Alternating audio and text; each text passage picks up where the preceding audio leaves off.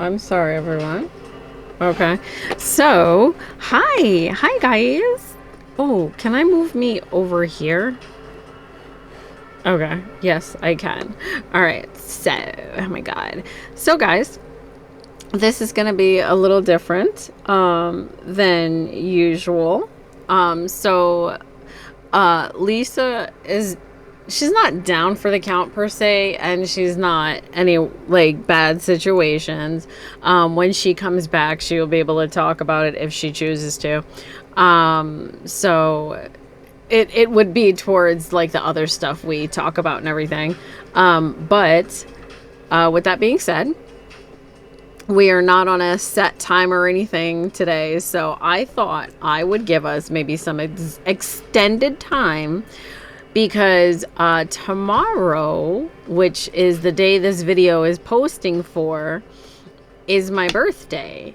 So how we're working around this is I celebrate all weekend. So being as my birthday is now on a weekend yet again, I will take like the whole week and usually party as in like eat bad food and that's about it. I don't drink or anything like that. I don't really go out and do festivities, so that's not a thing. So basically, I would just be partying as in watching movies, gaming, that kind of thing. So with that being said, the videos I'm going to be posting are videos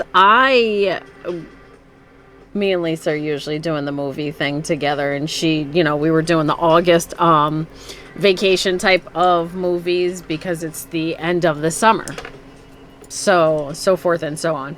So we usually would be talking together about movies. This is just my birthday list. These are movies that I absolutely love. I'm going to break it down into 2 videos because I have one hell of a list going on. So yeah. So here we go. For starters, if the music in the background is bothering y'all, can somebody tell me?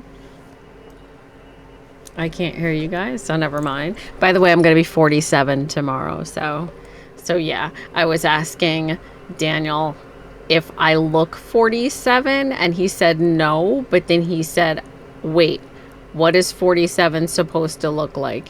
And I was laughing because I was like, wait, wonder if he thought that was a trick question. But I don't know. So there's that. So on to our first film that I absolutely love and adore for my favorite movies to watch.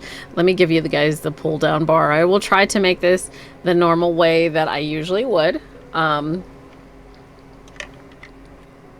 With Lisa not here, I may forget a few things, so sue me.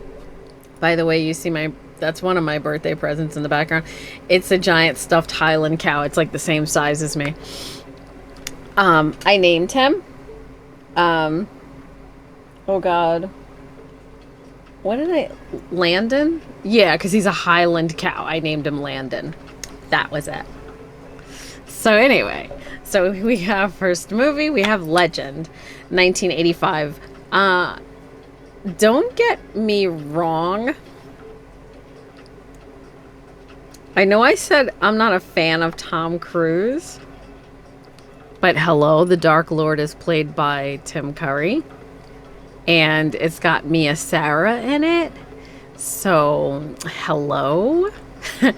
However, Tom Cruise is phenomenal in this. It's got fairies, it's got unicorns, it's got a whole bunch of things that are just happening. I want to say this is one of Tom Cruise's first movies besides Risky Business, I think. But like his acting was so like simple in this film. Like he doesn't go all out to be all crazy and stuff and everything. He's just there. So it's like I don't know. Like I'm not exactly sure. I don't know. But when you watch this film, keep in mind Tim Curry has already been acting for however long. So we have him in this, and damn, he kind of, in this movie, Tim Curry kind of puts me in the mind of, as if you're watching like a Broadway play, as if you're like watching something that's like on a stage. Like he's so good in this. The idea behind this movie, like I said, it's like it has fairies, it has trolls, it has goblins, it has the whole nine. If you would be so kind as to family view it, just be careful with the little ones, because the witch in the water, absolutely, like she's in the forest. All the other things that are happening in this film, and that was the one thing that tore me up when I was little. I was like, yo, I don't like that lady. It's probably because at the time, maybe that's where my submechanophobia came from. It's such an odd scene. Like the sequence that it goes into, it's just such an odd scene. But like that for me, I was absolutely no thank you, ma'am. Like it's just ugh. It's just so just be aware of that. How can I give this without spoiling things? Because you guys, people always like, what is the movie like? So let's explain it in layman's terms with no spoilers. Wait, oh, what was that other movie Lisa and I were going over? And I was like, just to keep it simple, people should mind their business. This is a, when you're told not to do something and you're a grown-ass person, not a child, and you do it anyway out of sheer ignorance because you come from a rich household where you could do things, and you choose to do things, and it just goes downhill from there. That would be the best description of this film, because Mia Sarah just doesn't listen. Lily, that would be about it. So, on to the next film. We have, these aren't any in any like consequential order. There's nothing, like I just put these movies all up. There's like close to 20 something movies. So I will break the videos down for you guys. But if I have to do like 4 videos, like two for tomorrow and 2 for Sunday, I might do that just to make it easier on you guys. So it's my birthday weekend. No, just kidding. So here we have one of my favorites, Roddy McDowell's. Like he's just everything in this film. The Legend of Hell House. This is a 1973 movie, so for some of you it might be a hard watch. It is straight up horror. The people who have seen it, who, if you're in the goth community like myself, this movie is like, you watch it, it's in your collection, you have it on Blu-ray. I do believe it was released on Blu-ray. How can I explain it with, no, because that's giving it away. That is giving it away. I just realized I can't say. Okay, so this group of psychics, you have the psychic, you have the medium, like it's a group of like people that are, they're not ghost hunters per se. They're going to a haunted castle to see if it's really haunted. And yes, it is really haunted, but it's how it's being haunted, and it's like how everything is playing out. It's just such a freaky damn movie. It is so good. Freak accident, this guy, the family dies? I forget how it goes, but the man's ghost is haunting the and by the way, I wrote Hill House. It's the, Mom would always correct me anytime I would go into it. This is one of our summer watches. Like, it was always on American Movie Classics, Turner's Classics. I forgot what that channel was back in the day, but summertime, like, they would always, forget Halloween, this movie was always on in the summertime for whatever reason, so we would watch it every time it came on. But if you're big into like movies where like castles being haunted, like the original The Haunting, kind of like the same idea. We like that one too, the black and white one. We were so big into that. This here, it has that same aesthetic. Like, I just like also the way it's like filmed. Dialogue, you have to listen to a lot of what's going on. And as a younger person watching this movie, I was like big into these types of movies, especially Vincent Price. Vincent Price, Christopher Lee, Frank Langella, like those types of Christopher Plummer, like all of those type of old school movies. This is absolutely, this is like a classic on that list.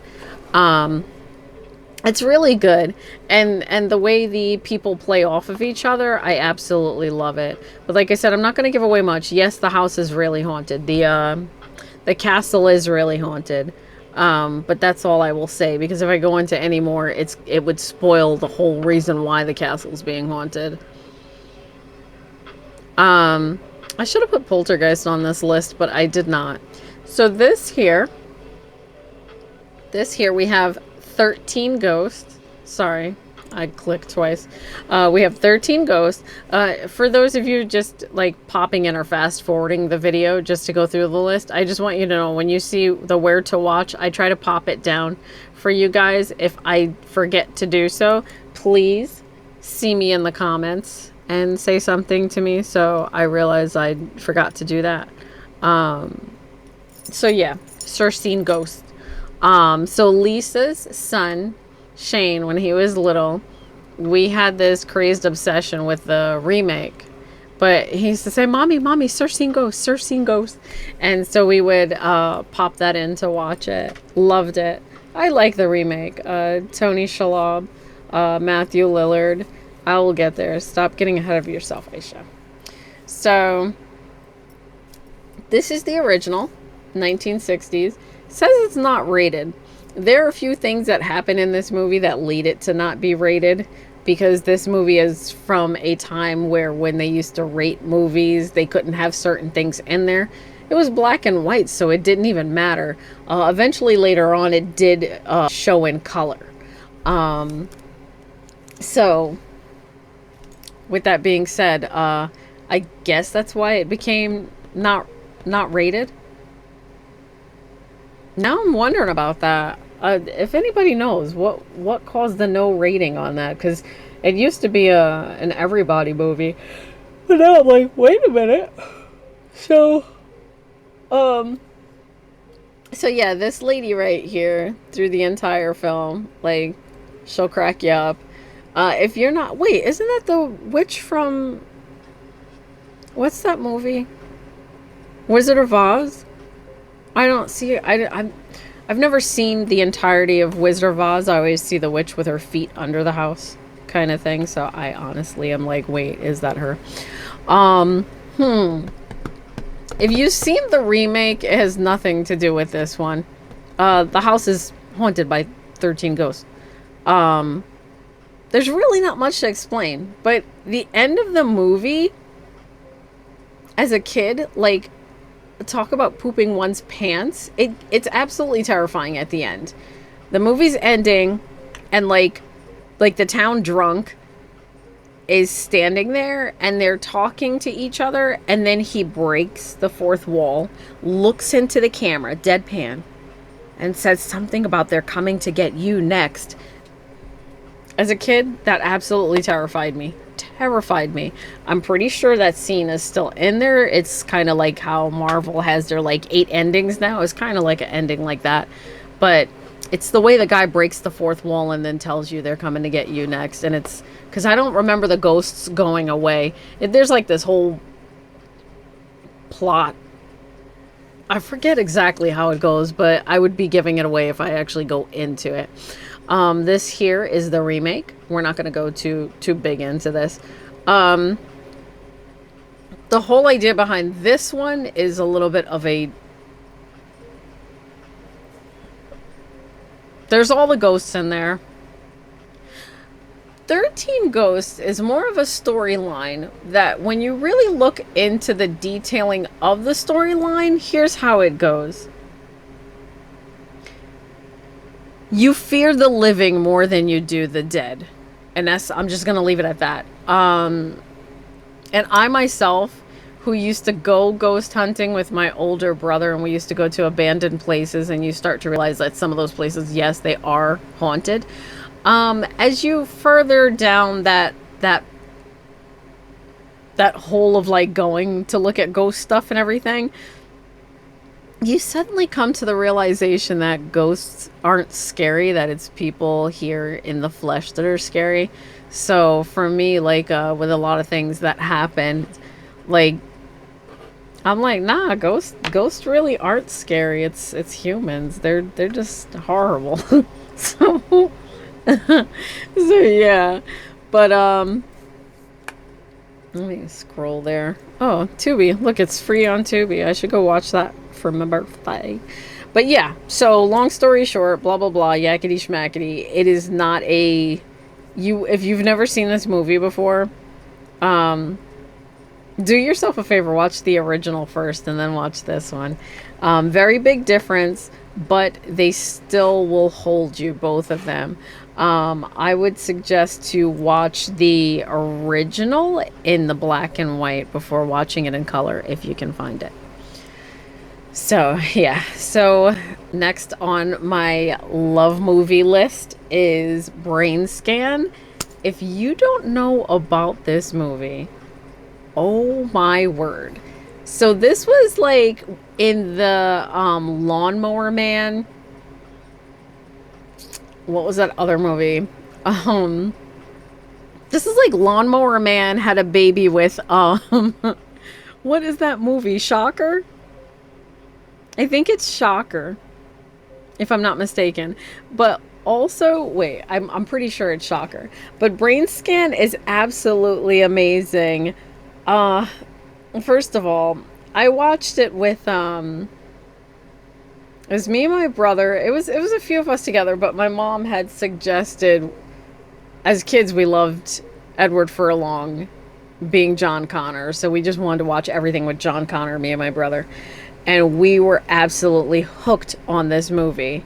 Frank Langella plays the officer or cop or FBI agent investigating the murder that happens in the movie, but he's investigating Edward Furlong because everything that's happening within this sequence of events, whatchamacallit, like, he's always tied to the nearest person dying.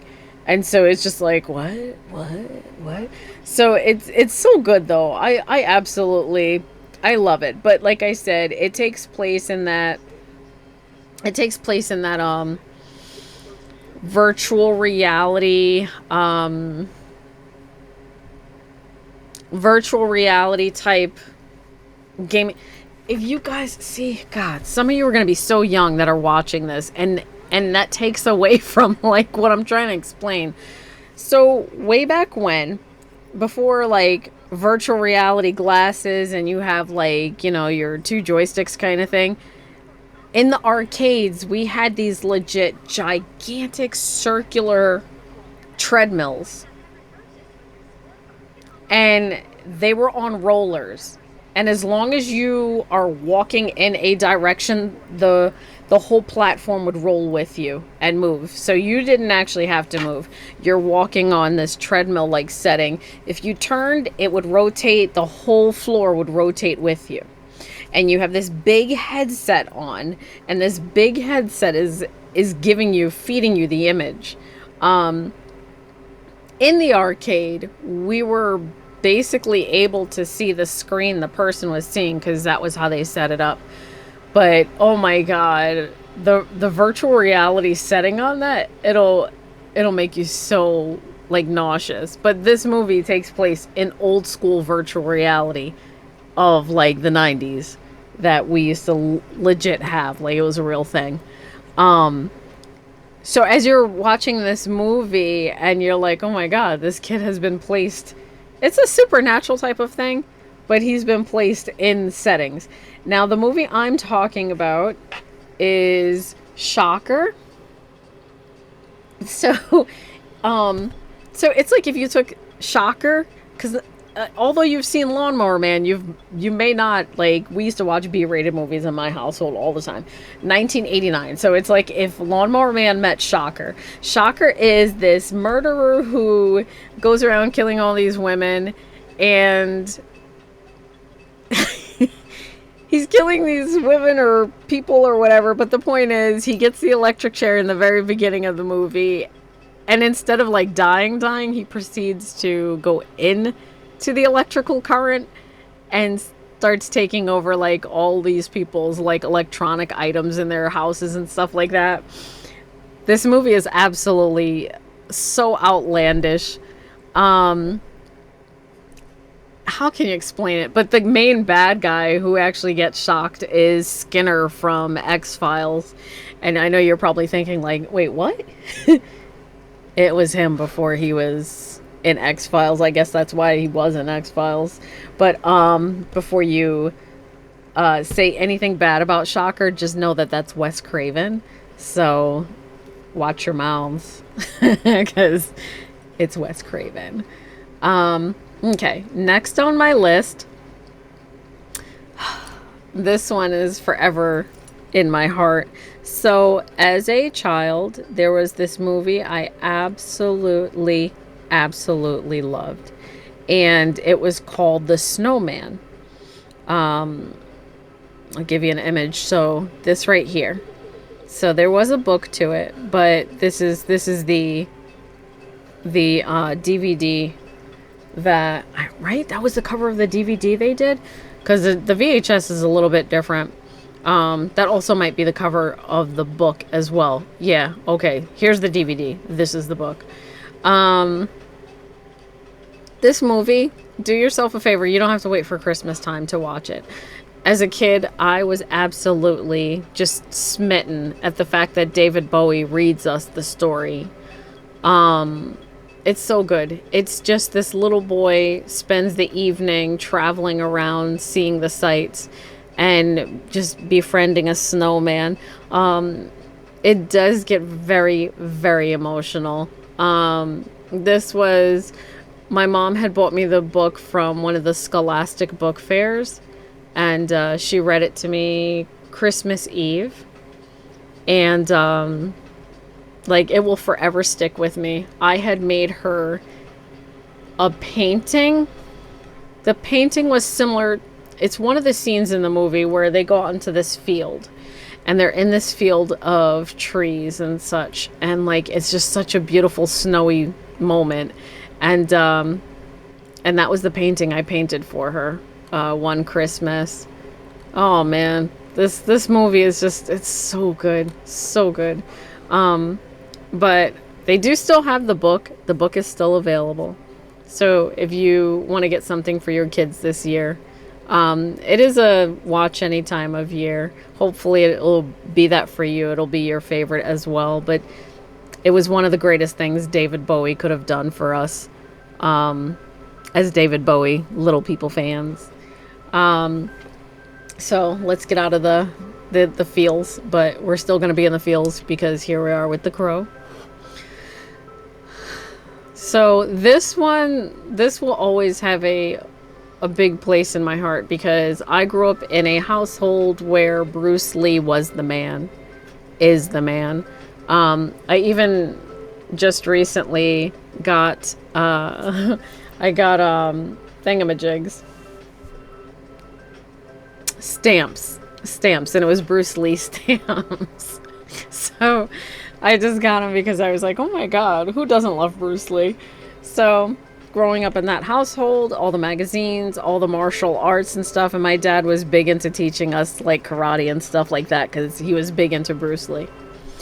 So here comes my generation. We have Brandon Lee, his son. And Brandon, I've seen all of his movies. The Crow just hit for everybody. In the goth community, it was just like, holy moly, bro, look at what we got here. You know, it was just like, absolutely, this movie is just everything. I do have the comic. It's somewhere up here. If not, it's in the hallway bookshelf. But good gravy. You want to talk about like the like like when you're trying to describe the 90s and you're trying to describe film, like dark fantasy type of film, like this would be it for the 90s. Like it was in a nutshell. Like this was the 90s. It's so good. It's so good. This guy, if you don't know what's going on there, this guy, Eric Draven / The Crow, he is living his life with his fiance, just enjoying things. That's the fiance right there. And this is... Come here. There we go. And here we have... This is the little girl. So my favorite part was when she's talking to Officer Albray. Right? Yeah. I do believe that's his name. And they're at the hot dog stand, and he buys her a hot dog, and he's like, "You want onions?" And she's like, "Nah, don't make it big time." Oh my god, that just made me laugh so hard.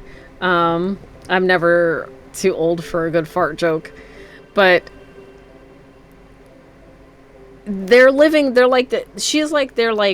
adopted kids, so to speak.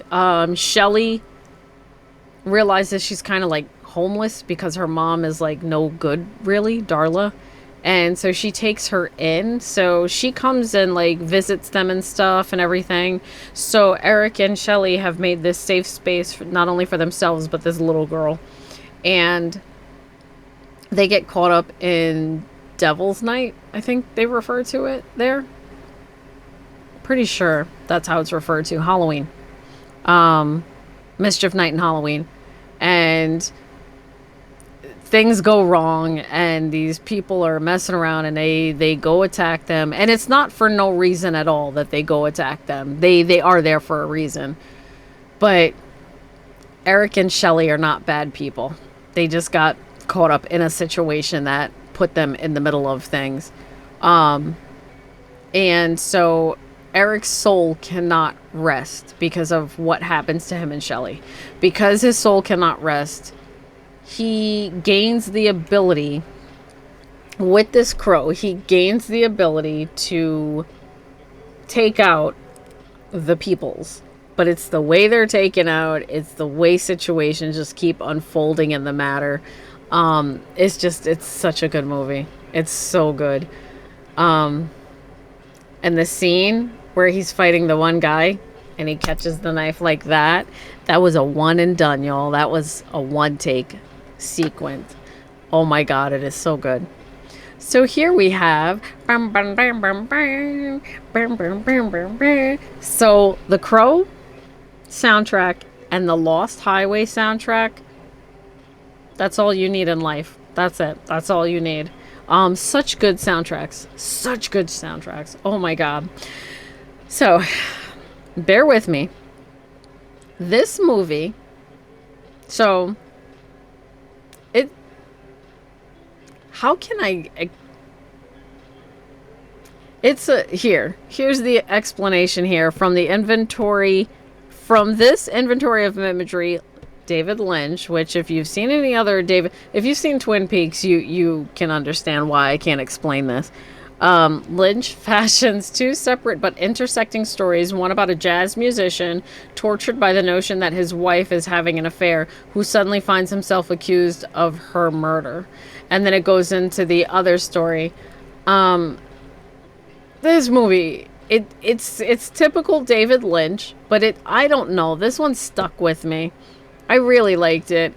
I'd have to say, out of David Lynch films, this one and Eraserhead. I know Eraserhead was a college project for him, but with trying to explain to people all the different things going on in these films, and you're just like, how do I explain this without sounding crazy? Like how does one explain this? And there really is no... Mulholland Drive is also David Lynch. I'm trying to remember all the other ones he did, but like for me, my two favorites, Eraserhead and Lost Highway. The soundtrack adds to it. I don't know if I'm being biased because David Bowie is on the soundtrack. Do yourself a favor. Cruise me, babe. Deranged Man. It's a it's a good song. I like it a lot. But if you want to sit confused for a day, watch Lost Highway. It's absolutely magical.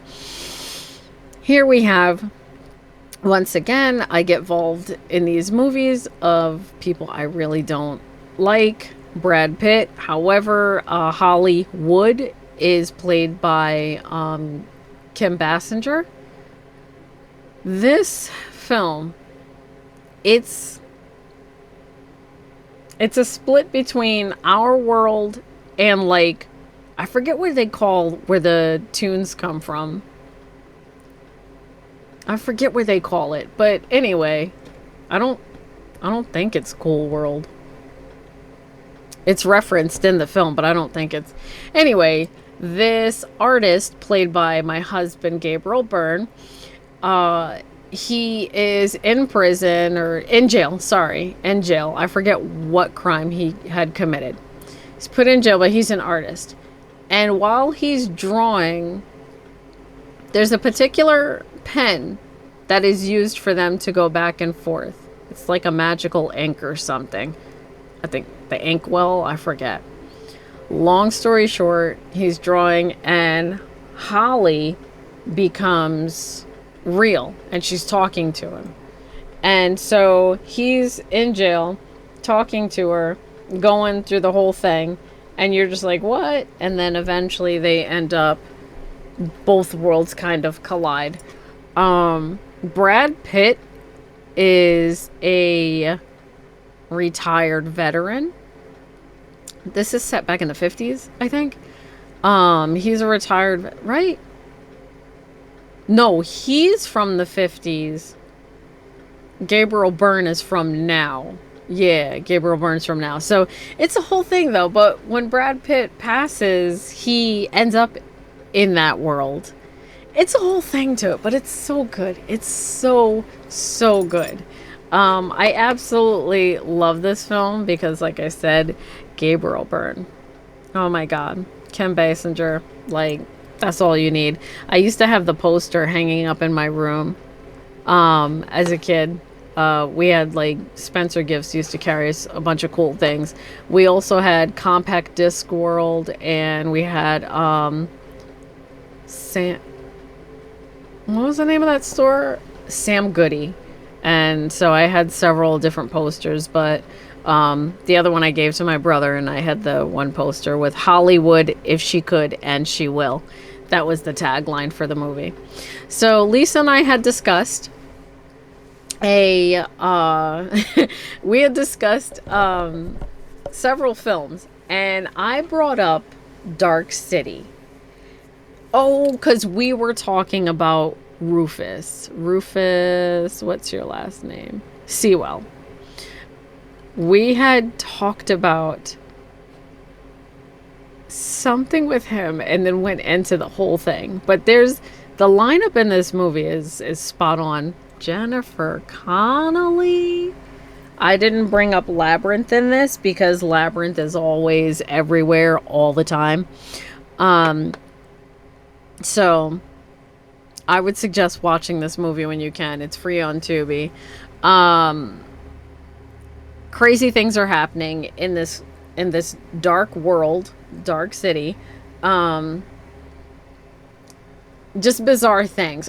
I would suggest go watch the trailer before you watch the film, because this was when putting out trailers didn't really give you many answers. You would see things and go, what in the world is that? I absolutely love Dark City it was the Matrix before the Matrix. Just that simple. It was the Matrix before the Matrix. When was the Matrix done? Give me 2 seconds, because now I want to get this right. I don't want to sound like an idiot. 99. So the Matrix was a year after this movie, but when you see this movie, you're gonna be like, oh. And I don't mean like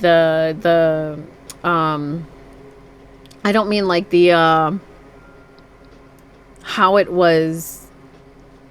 You know what I'm talking about. What I'm getting at is it's shot like very dark and gritty.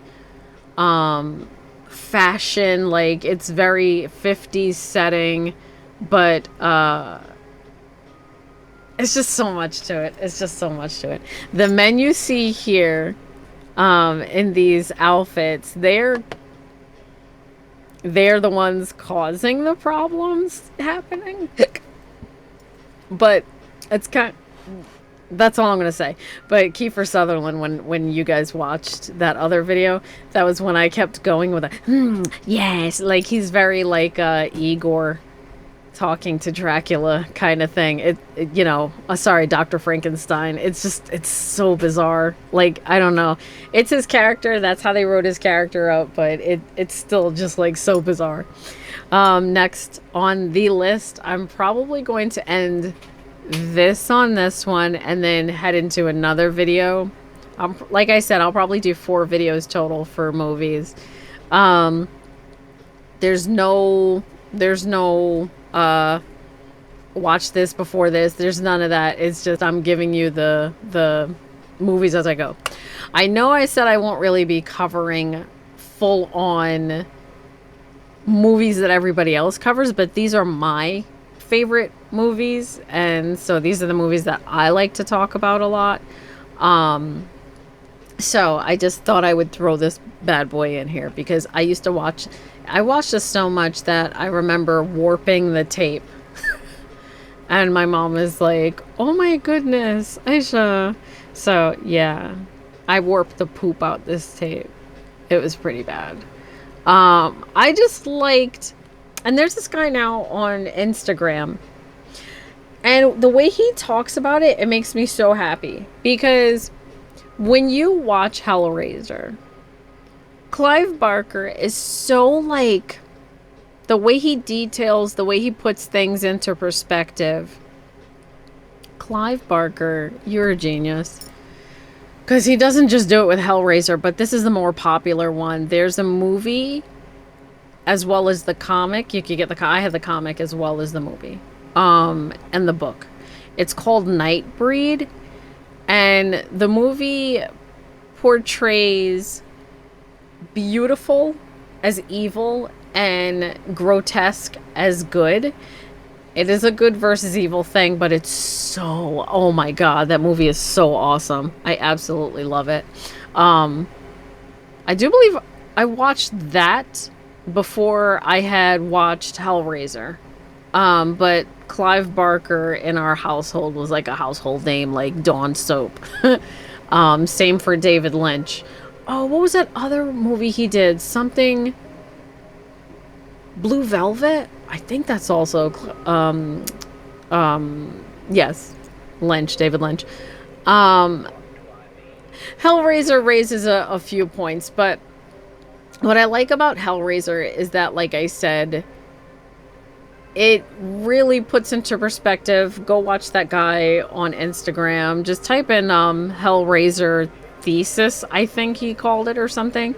But it's essentially like there's a scene in there when Pinhead is talking to Kirsty, and he says angels to some, demons to others.